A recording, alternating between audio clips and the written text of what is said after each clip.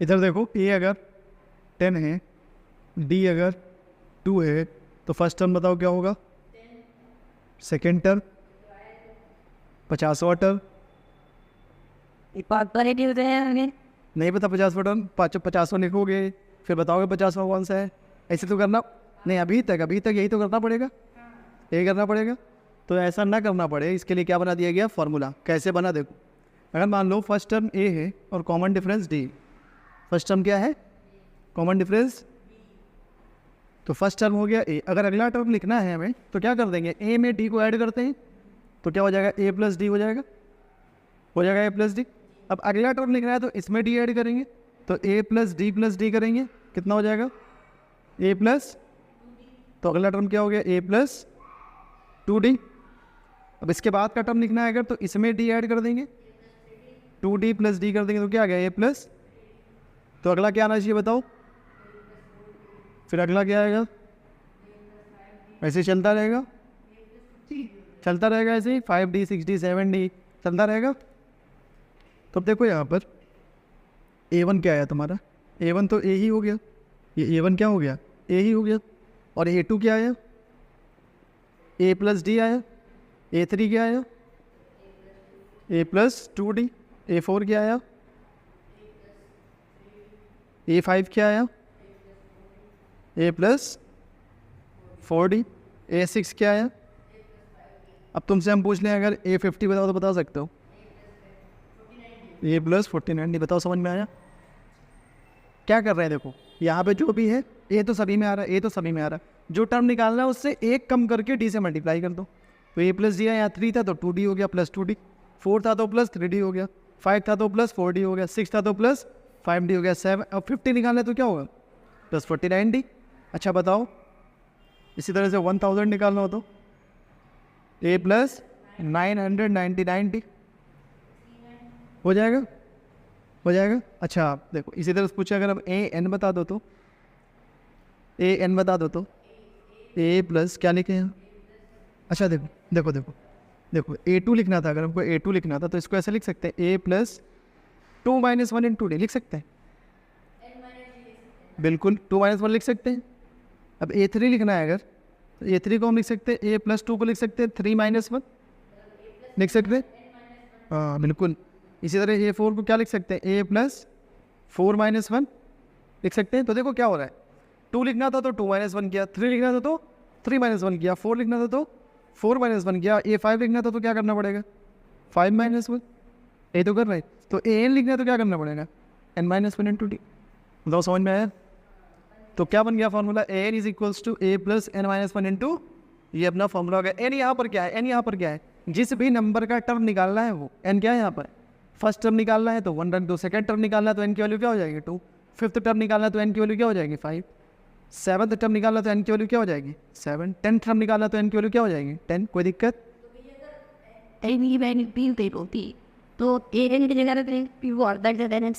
देखो एग्जाम्पल जैसे कि अभी जो हमने तुमको दिया था, a कितना दिया था 10, d दिया था 2, मतलब बोला था बताओ a 50 क्या होगा, क्या हो जाएगा a plus 50 minus 1 into D करेंगे यानी 49d, यही तो होगा। देखो जब n के टर्म में लिखना होगा तो ऐसे लिखेंगे अब, क्योंकि हमें n मालूम नहीं है, लेकिन जब a 50 निकालना है तो हमको मालूम है एक कम करके लिखना है ना, क्यों ऐसे लिखें, ठीक है। तो क्या हो गया a प्लस 49d, ये फॉर्मूला याद रखना है लेकिन, ठीक है। तो अब a 50 क्या आ गया, a कितना हो गया 10, 49 इंटू 2 तो कितना हो गया 10 प्लस यानी 108, फटाक से निकल के आ गया 50, वरना सारे टर्म्स लिखने पड़ते। तो देखा मैथ्स की खूबसूरती, ये मैथ्स की खूबसूरती कि हमें निकालना था, अभी वैसे सारे टर्म लिखने पड़ते, फटाक से आ गया। अब इन्हीं फार्मूलों को तुम ट्रिक बोल दो, जो ट्रिक बनाते हैं वो ऐसे ही निकलती हैं, ट्रिक्स की फार्मूलों से ही निकलती। समझ में आई बात। तो ये फार्मूला लिख लो बस और एग्जाम्पल लिख लो, फार्मूला लिख लो और एग्जाम्पल लिख लो।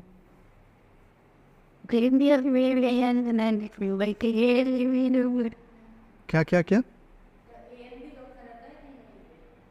ए एन आया नहीं, a50 क्या क्या क्या,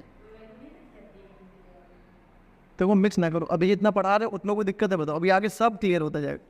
कुछ दिक्कत है, अब वो क्वेश्चन अलग है, जो तुम बता रहे हो वो अलग है, अभी आएगा आगे।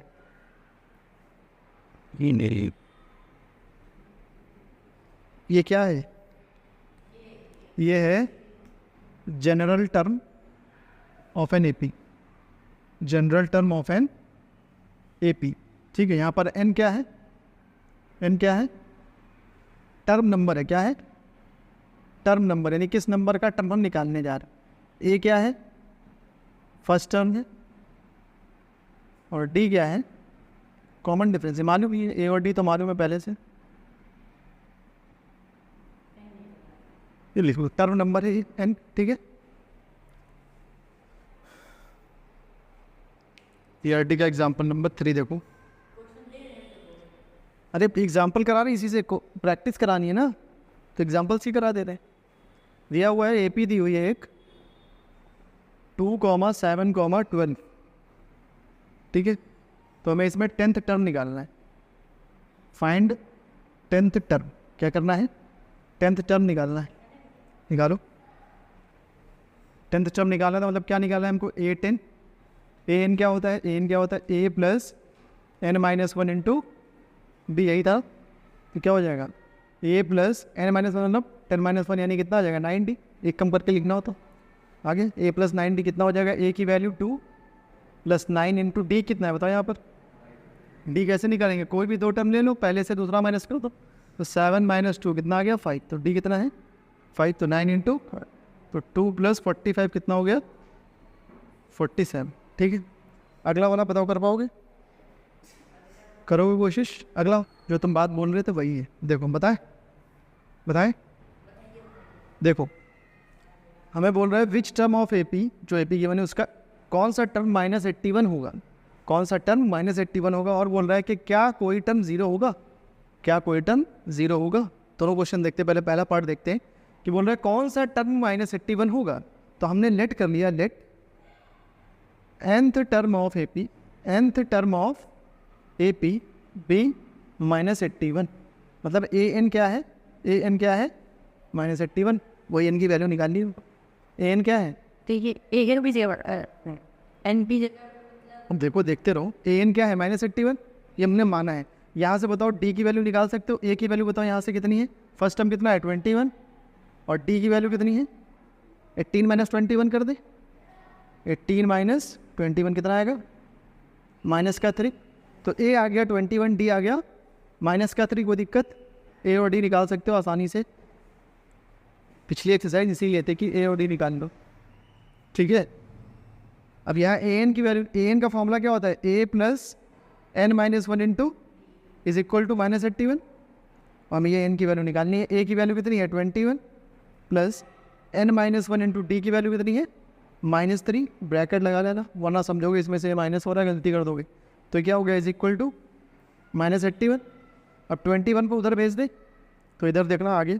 तो ये था 21 plus N minus one into -3 is equal to minus का 80। तो ये तो मल्टीप्लीकेशन में है पूरा, इसको उधर भेज देते। तो n minus one into -3 is equal to -81 minus 21 हो जाएगा, हो जाएगा। ये एक टर्म है, ये एक टर्म में ऐड हो रहा है, हो रहा है ऐड, तो इसको उधर भेज दिया हमने। चलो देखो, लो लो लो 21, इनको मल्टीप्लाई करो, क्या बनेगा? -3n माइनस और प्लस, -3 इंटू एन 3n, फिर माइनस और minus plus 3 into 1 3 is equal to -81। अब 21 और 3 कितना हो जाएगा? 24 minus 3n is equal to 81। अब ये 24 उधर भेज दो, तो -3n is equals to 81 minus 81, minus का 81 था, माइनस का 81 माइनस 24, तो कितना हो जाएगा? -3n। ऐड हो जाएंगे दोनों, तो माइनस का 105, तो n कितना आ गया? माइनस का 105 अपॉन -3, माइनस से माइनस कैंसिल, 3 से डिवाइड करो, 3 3 इधर आए, 3 5 जा 15, तो n की वैल्यू कितनी आ गई? 35। कोई दिक्कत? तो यानी 35th टर्म जो होगा वो -81 होगा। बात समझ में आई? अब ये तुम बोल रहे थे वही हो गया, तुम बोल रहे थे वो एन की जगह पुट करते हैं, समझ में आया? यहाँ पे हमें मालूम नहीं था कि कौन सा टर्म होगा, तो क्या मान लिया nth टर्म, तो एन हो गया -81। तो फॉर्मूला हमको मालूम है, ए की वैल्यू डी की वैल्यू पुट की, ठीक है, फिर एन की वैल्यू सॉल्व करके निकाल दी, कोई दिक्कत। कोई बन गया जल्दी से हाँ वो एन है आप, हो गई एन ये हाँ वो टर्म है, वो nth टर्म है, वो nth टर्म है। यहाँ पे पूछा है कौन सा टर्म वैल्यू के मतलब किस नंबर का टर्म तुम्हारा -81 हो। अब आगे का क्वेश्चन क्या था, also is any term zero, क्या बोला है, क्या कोई भी टर्म जीरो है। तो अब यहाँ पर लेट करेंगे हम, लेट अब n लेट कर चुके हैं तो m कर लेते हैं, वरना n ही करते हैं। लेट mth टर्म भी जीरो, नेट क्या किया, नेट mth टर्म भी जीरो, क्योंकि जीरो के बारे में पूछा कि क्या कोई टर्म जीरो होगा, तो हमने जीरो को mth टर्म मान लिया, nth मानते, लेकिन nth पहले ही लेट कर चुके हैं, इसलिए क्या लेट कर लिया, mth टर्म। तो a m क्या हो जाएगा, n की जगह क्या लिख देंगे, अब जिस नंबर का टर्म होता है वो यहाँ लिखते हैं, तो अब m नंबर का टर्म है तो m लिख लिया, तो am इज इक्वल टू क्या हो गया, ज़ीरो। फार्मूला क्या है, a प्लस हमने लेट किया mth टर्म जीरो, तो am क्या हो गया, क्योंकि जीरो के बारे में पूछा था इसलिए mth टर्म जीरो का माना है, तो a plus m-1 into d is equal to zero हो जाएगा फॉर्मूले से, हो जाएगा फॉर्मूले से। तो अब a की वैल्यू कितनी है, a की वैल्यू कितनी 21 प्लस m-1 इंटू डी की वैल्यू कितनी है -3 is equal to zero. Multiply कर लो चाहे तो इसको उधर भेज दो तो ज़्यादा ईजी हो जाता है। अब उसमें दूसरे से मेथड से कर लो, क्या करो 21 को उधर शिफ्ट कर दो, ये अलग नंबर ये अलग नंबर भेज सकते हैं, ठीक है। 21 को उधर भेजा तो इधर बचा m-1 into -3 is equal to minus का 21। अब ये -3m plus 3 is equal to -21, 3 को उधर भेजो तो -3m इज इक्वल टू -21 -3 कितना हो गया उधर, माइनस का 24, ठीक है। तो -3 भेज दो तो m is equal to -24 by -3, minus से माइनस गया, 3 8 ज़ा 24, तो m की वैल्यू कितनी आ गई 8, m की वैल्यू कितनी आ गई 8। Therefore eighth term is zero, eighth term क्या आएगा, ज़ीरो आएगा। अब यहाँ पर एक चीज़ देखो, अगर बोला ज़ीरो बताओ टर्म है कि नहीं है, और हम निकालने गए और m की वैल्यू आ जाती, हम यहाँ जो भी लेट करेंगे उसकी वैल्यू आ जाती, मान लो ऐसा कुछ आ जाती 5/2, तो 5/2 क्या होगा 2.5 होगा। तो क्या कोई भी टर्म ऐसा हो सकता है 2.5 टर्म हो सकता है कोई, या तो फर्स्ट टर्म होगा, सेकंड होगा, थर्ड होगा, फर्स्ट सेकंड के बीच में कोई टर्म होगा क्या, ये तो फर्स्ट सेकंड के बीच का है ना, 2.5 टर्म है, कोई लॉजिक है इस बात का। जैसे कि 2.5 पेन, कोई लॉजिक है इस बात का, 2.5 पेन या 1 हो गया या 2 हो गया या 3 होगी। इसी तरह से जो टर्म्स है वो फर्स्ट टर्म होगा या सेकंड टर्म होगा या थर्ड टर्म होगा। फ्रैक्शन में कभी भी टर्म नहीं हो सकता, टर्म नंबर फ्रैक्शन में कभी भी नहीं हो सकता। ये फ्रैक्शन में आ जाता अगर तो बोल देते कि ज़ीरो कोई टर्म है ही नहीं, अगर फ्रैक्शन में आ जाता तो ज़ीरो कोई भी टर्म नहीं होता। ये बात समझ में आई, क्योंकि यहाँ पूरा नंबर आ गया इसलिए एट्थ टर्म ज़ीरो है। मान लो यहाँ पे आ जाता 8.2 या 8.3 या 8.4 कुछ भी फ्रैक्शन में आ जाता तो हम बोल देते कि ज़ीरो इस एपी का टर्म नहीं है, क्योंकि टर्म नंबर फ्रैक्शन में नहीं हो सकता। सेंटीमेंट का प्लस साइन होता तो जीरो लेगा, प्लस का 81 होता तो 81 टर्म नहीं होता इसका, फिर मतलब कोई और टर्म होता आएगा प्लस, तो मतलब एन की वैल्यू फिर नेगेटिव आती, एन की वैल्यू नेगेटिव आती, नेगेटिव भी नहीं आ सकती। हाँ ये भी देख लो, एन की वैल्यू कभी नेगेटिव भी नहीं आ सकती, पॉजिटिव ही आएगी और नेचुरल नंबर होगी, पॉजिटिव आएगी और नेचुरल नंबर मतलब 1 2 3 4 5, नेगेटिव भी नहीं हो सकती। टर्म नंबर नेगेटिव हो सकता, -1 टर्म -2 टर्म नहीं हो सकता, ठीक है। लिखो क्या इधर से, प्लस 9 के बाद 4 के बाद नहीं, हाँ तो ये कह रहे हो इंक्रीजिंग एपी होती है अगर, वो -81 मत देखो, इधर देखो 21 18 15 ये डिक्रीजिंग एपी है ना, तो अगर इंक्रीजिंग एपी होती है तब कभी भी ज़ीरो नहीं आता, तब तो कभी भी ज़ीरो नहीं आता। डिक्रीजिंग एपी थी इसलिए ज़ीरो आ रहा है, वो तो लॉजिकल है, घट रहा है तभी तो ज़ीरो तक पहुंच सकता है। समझ में आया कि नहीं आया, आ गया नहीं आया, समझ गया हो तो ये अगला क्वेश्चन करो, सिर्फ वैल्यू बदली, ठीक है। वो समझ आ गया है तो अगला क्वेश्चन ये करो, बिल्कुल सिर्फ वैल्यूज बदली, आंसर बताओ, तुम लोग करो।